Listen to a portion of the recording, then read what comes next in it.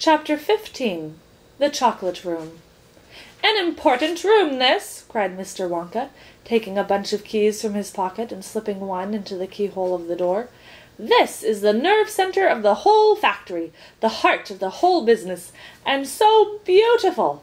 I insist upon my rooms being beautiful. I can't abide ugliness in factories. In we go, then, but do be careful, my dear children. Don't lose your heads, don't get overexcited. Keep very calm." Mr. Wonka opened the door. 5 children and 9 grown-ups pushed their ways in, and oh, what an amazing sight it was that now met their eyes!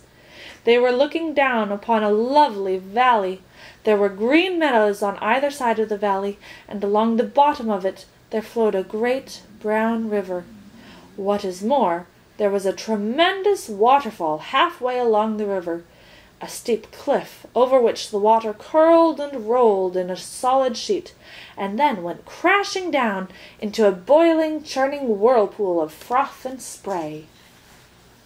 Below the waterfall, and this was the most astonishing sight of all, a whole mass of enormous glass pipes were dangling down into the river from somewhere high up in the ceiling.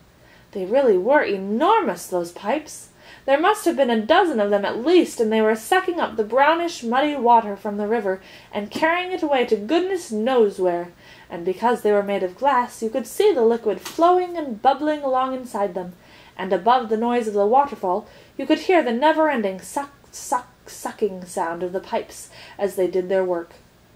Graceful trees and bushes were growing along the river banks, weeping willows and alders and tall clumps of rhododendrons, with their pink and red and mauve blossoms. In the meadows there were thousands of buttercups. "There!" cried Mr. Wonka, dancing up and down and pointing his gold-topped cane at the great brown river. "It's all chocolate! Every drop of that river is hot melted chocolate of the finest quality. The very finest quality. There's enough chocolate in there to fill every bathtub in the entire country, and all the swimming pools as well. Isn't it terrific? And just look at my pipes. They suck up the chocolate and carry it away to all the other rooms in the factory where it is needed. Thousands of gallons an hour, my dear children, thousands and thousands of gallons." The children and their parents were too flabbergasted to speak. They were staggered. They were dumbfounded. They were bewildered and dazed. They were completely bowled over by the hugeness of the whole thing. They simply stood and stared. "The waterfall is most important," Mr. Wonka went on. "It mixes the chocolate, it churns it up, it pounds it and beats it, it makes it light and frothy.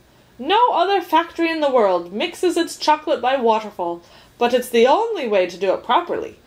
The only way. And do you like my trees?" he cried, pointing with his stick. "And my lovely bushes? Don't you think they look pretty? I told you I hated ugliness.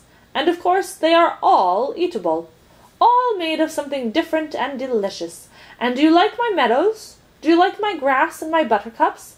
The grass you are standing on, my dear little ones, is made of a new kind of soft, minty sugar that I've just invented. I call it swudge. Try a blade, please do. It's delectable."